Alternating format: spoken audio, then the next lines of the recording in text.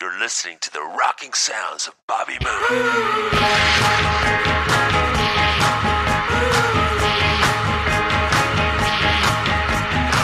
Listening to my old school radio, Raw N Rawkin. The station's playing classic rock and roll, Raw N Rawkin. Welcome to Raw N Rawkin with Bobby Moon. An hour or so podcast about the SoCal music scene, including interviews with local bands and touring acts rolling through town. I'll be sharing my views and opinions on new albums, live shows, and all things musical.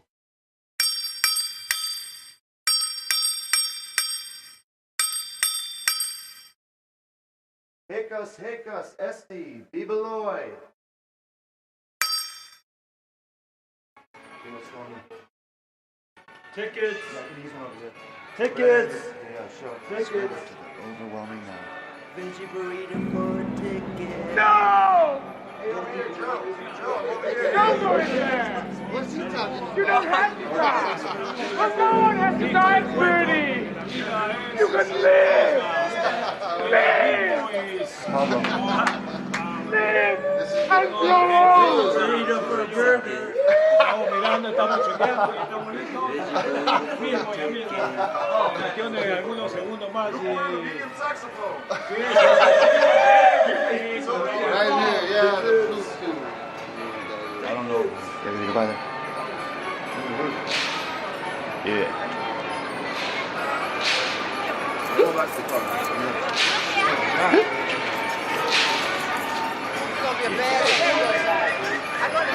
Yeah. Over here, yeah.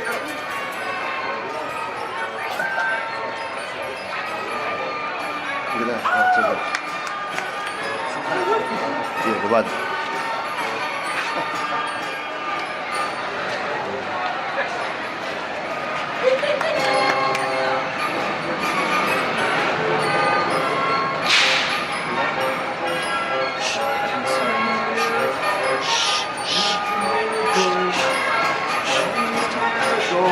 It's a good start. I need a miracle.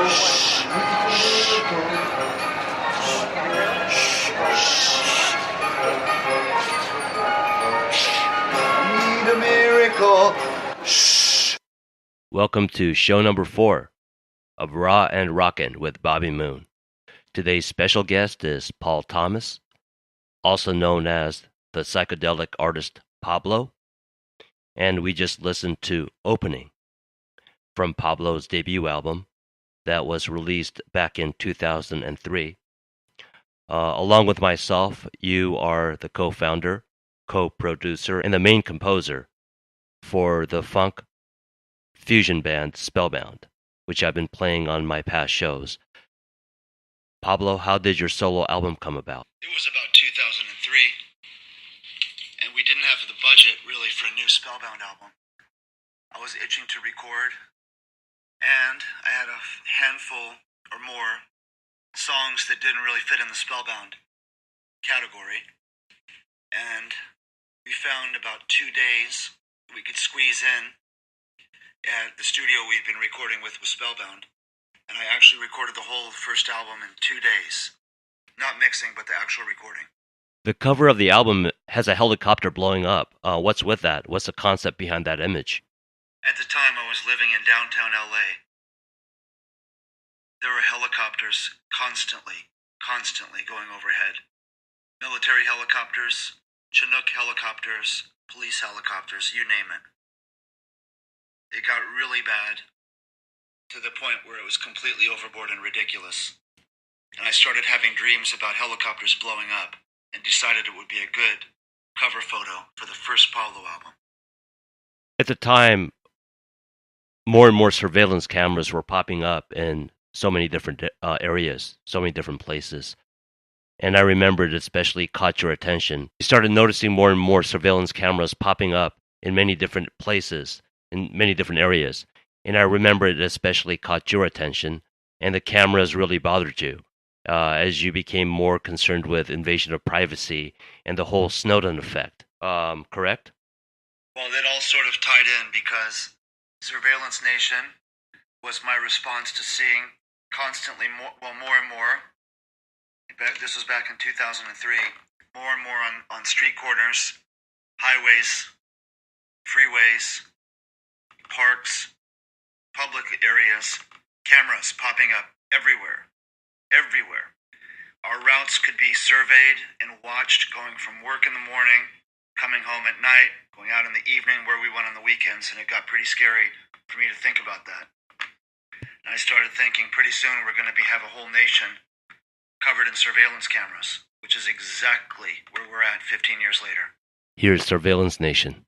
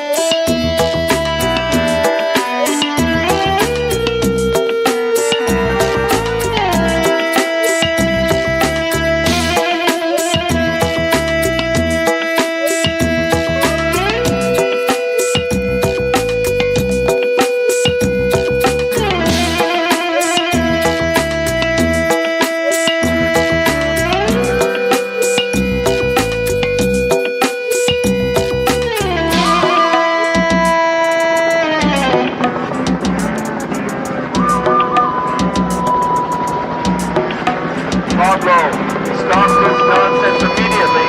We're watching you. Return at once to consensus reality. Return at once to consensus reality.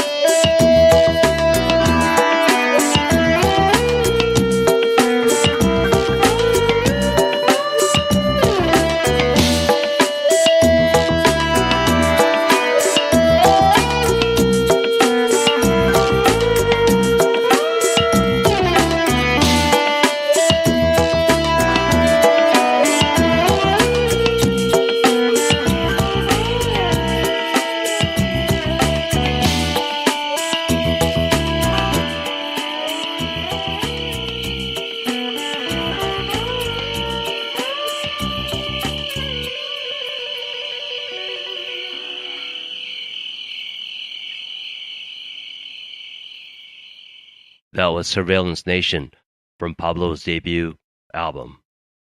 And by the way, I played bongos, rattles, and ocarina on that track. In 2008, Paul, you and I, we were able to set up our own Tripsville recording studio, and that allowed Pablo and I to record various projects. Also, around that time, we realized the Pablo album, over time, had grown to become a sort of psychedelic classic. And Pablo, you wanted to, or you decided to record a follow-up album to Pablo. You want to talk a little bit about that whole process? I remember we started getting more involved in social networking at the time, which was starting to take off more and more. We were a little late getting on it, I think. But I started actually getting comments a lot from people who remembered the first Pablo album, because there was no plan to do any kind of follow-up. And I started getting a lot of comments, and as I believe, there was a guy named Robert Moon who decided to make me a MySpace page. And that page really took off, believe it or not. And I started getting comments and questions, and most people were asking, when would I be doing a follow-up? I hadn't planned to do it, but I decided if there were that many people that were interested, which was pretty many, way more than I ever thought had ever heard my first album, maybe it would be fun to do a follow-up. So I started getting people involved. All sorts of wacky concepts came together, because that was a big follow-up album, a lot of songs on it. It was called Take Two, appropriately enough. Now, we had just purchased a new studio equipment, Pro Tools, which we've been hearing all sorts of stuff about. Rave reviews, Pro Tools this, Pro Tools that. So we got Pro Tools, and I was learning, just trying out how it worked, how to record. As it turns out, Pro Tools was really musician friendly, and I was very pleasantly surprised to find that out. And I think the first thing I started doing was noodling with a Rolling Stones cover, Let's Spend the Night Together. No intention of ever releasing it, but we released it on the Spellbound United Front album. And then in the meantime, I was really rolling on a lot of Pablo concepts, trying out different recording techniques, different microphones, recording outside, recording inside, overdubbing, EQing, learning all sorts of stuff, and having mixed results, but mostly great results, having a lot of fun. People that hear that album frequently ask me if there were drugs involved, or how much psychedelic drugs were involved in that album. And I would honestly have to tell you honestly, the psychedelic drugs were only involved maybe 87% of the time. I didn't tell you that once you've eaten it, you become a mushroom too. And once you start, you can't stop.